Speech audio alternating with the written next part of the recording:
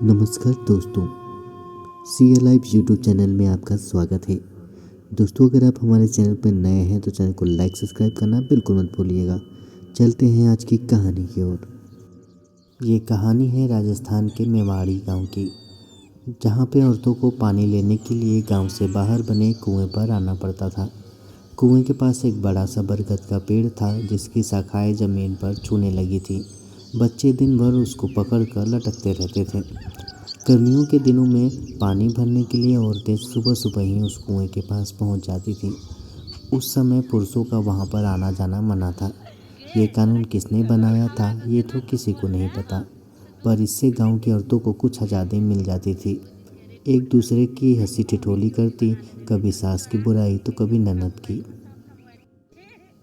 कभी मायके से सावन के महीने में भाभी का भाई को लिवाने ना भेजने का उलाहना, तो कभी पाँव भारी होने की खबर सास से पहले सहेली को बताने के लिए अलग।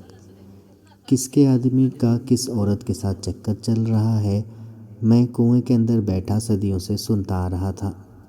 गांव के सरपंच ने कुएं की एक तरफ नहाने और कपड़े धोने के लिए पक्का धड़ा बनवा दिया था। वहीं सभी औरतें कपड़े धोने के लिए नहाने के बाद कुएं से मटके में पानी भरती और सिर पर रखकर चल देती थी। मेरा भी सारा दिन उनकी बातें सुनने में अच्छा बीत जाता। जैसे जैसे शाम होती और रात घिरने लगती, मैं चुपचाप कुएं से निकलकर बरगद के पेड़ पर जाकर बैठकर गांव की ओर देखता रहता था। सुबह से लेकर दोपहर तक यहाँ पर चहल पहल लगी रहती थी, पर शाम ढलते ही कोई अपनी बहू बेटियों को कुएं से पानी भरने के लिए नहीं भेजता था। मैं तो किस्मत का मारा हुआ था। इसी गांव में मेरा जन्म हुआ था। जब मैं छोटा सा था, गांव में हैजा फैला था और आधे से ज़्यादा गांव को वो निगल गया। उनमें मेरे माँ बापू भी थे। पड़ोस के अवतार सिंह ने दया दिखाकर मुझे अपने पनाह में दे दिया और उसकी बेटी रामकली मुझसे 2 साल छोटी थी। हम दोनों साथ साथ ही खेलते खेलते बड़े हुए। हम बचपन के दोस्त कब एक दूसरे से प्यार करने लगे, ये हमें भी नहीं पता चला। रामकली के बापू इस बात पर बहुत ज़्यादा ही खुश थे कि बैठे बैठाए घर जमाई मिल रहा है।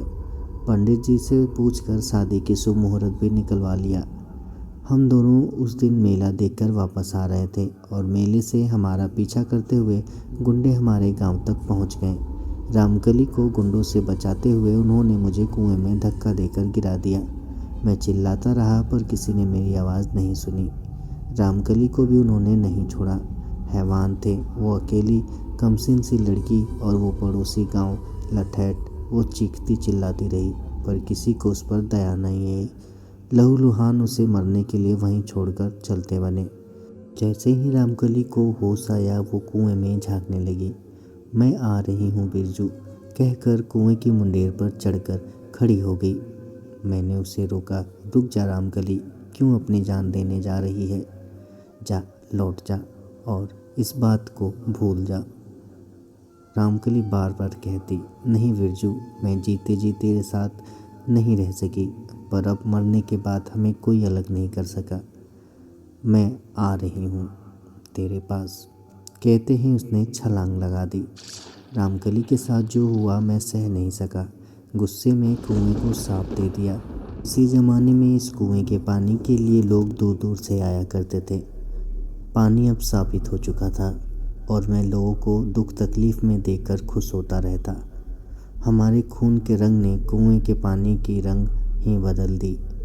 मुझे आज भी वो दिन याद है, जब अगले दिन पौ फटने से पहले पनिहारिन पानी भरने आई थी। रात में अभी अभी कालीमा की चादर ओढ़े हुए किसी को पता नहीं चला कि पानी की रंगत बदल चुकी है। आपस में खिलवाड़ करती, एक दूसरे के पीठ पर साबुन लगाती नहा रही थी। सबके शरीर नाखून से सन चुके थे। जब तक घर पहुंचते, दिन के हल्के उजाले में एक दूसरे को देख चीख चिल्लाती हुई घर की चौखट पार की। गांव वासियों ने बहुत कोशिश की कि किसी तरह से कुएं का पानी पहले की जैसा हो जाए, पर अब बहुत देर हो चुकी थी। अब इस कुएं के पास आने से भी लोग डरने लगे थे। लोगों ने कुएं का नाम भूतिया कुआं रख दिया था। अगर कोई राही भूले भटके कुएं की मुंडेर पर आकर 2 घड़ी के लिए भी आकर बैठ जाता, मैं उसकी टांगें खींचकर कुएं के अंदर ले आता और रात होते ही बरगद पर जाकर बैठ जाता। जो राही यहाँ से गुजरता, अगले दिन उसकी लाश पेड़ से लटकती हुई मिलती थी। एक दिन कृष्णा चाची अपने बेटे की बारात पास वाले गांव में लेकर जा रही थी कि रास्ते में कुएं को देखकर उसमें झांकने लगी। अपने पास में दूध और गुड़ लेकर कुएं में डालकर हाथ जोड़कर प्रार्थना करने लगी। हे कुएं के अंदर रहने वाले जीव, मेरे बच्चे की रक्षा करना, कहकर कुएं की परिक्रमा करने लगी। गांव में लगातार 2 साल बारिश नहीं हुई थी। भयंकर सूखा पड़ने लगा। मनुष्य तो क्या, ढोर डंगर भी पानी के लिए त्राही त्राही कर रहे थे। यहाँ वहाँ उनकी लाशों को चील कौवे खाकर अपनी भूख मिटा रहे थे। बदले की भावना मेरे अंदर आज भी जीवित थी। मेरे और रामकली की हत्यारों को किसी ने सज़ा नहीं दिलवाई। अवतार सिंह बेटी और होने वाले दामाद के गुम हो जाने से पागल हो गया। उसे पता ही नहीं चला कि हमारे साथ हुआ क्या। हमें ज़मीन निगल गई या आसमान। अब इस बात को बहुत साल बीत चुके थे। एक दिन की बात है। कुएं के आगे से कोई साधु अपने शिष्यों के साथ वहां से गुजर रहा था। प्यास के मारे उनके शिष्यों का गला सूख रहा था। कुएं के अंदर झांक कर देखने लगी।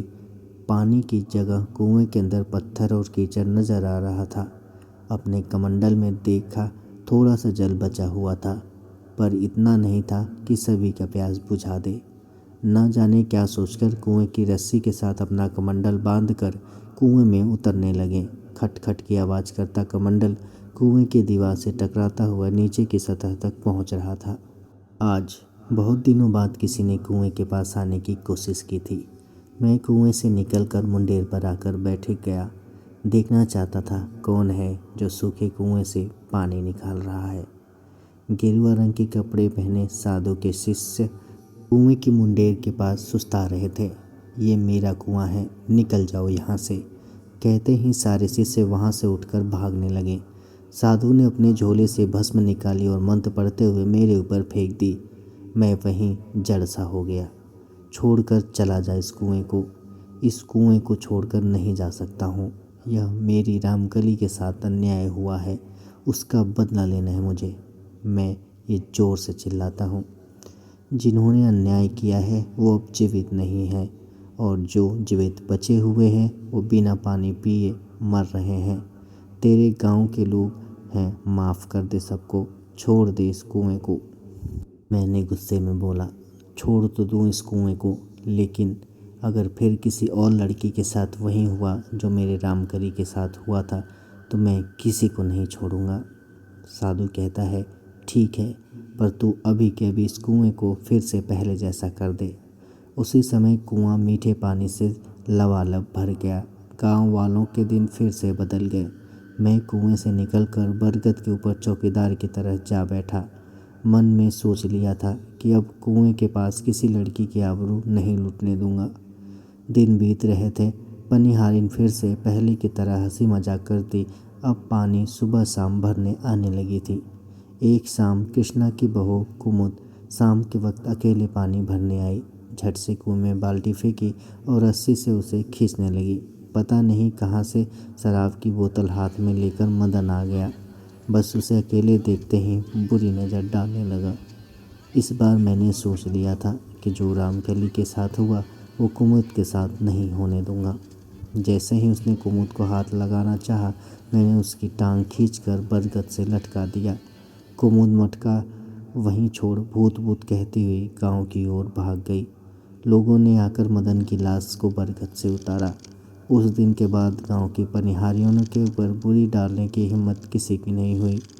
गांव वालों ने अब कुएं का नाम बिरजू का कुआं रख दिया। दोस्तों, आपको क्या लगता है, मैंने जो किया क्या वो सही है या बिल्कुल गलत? आप हमें कमेंट करके ज़रूर बताइएगा। साथ ही साथ चैनल पे नए हैं तो लाइक सब्सक्राइब करना बिल्कुल मत भूलिएगा।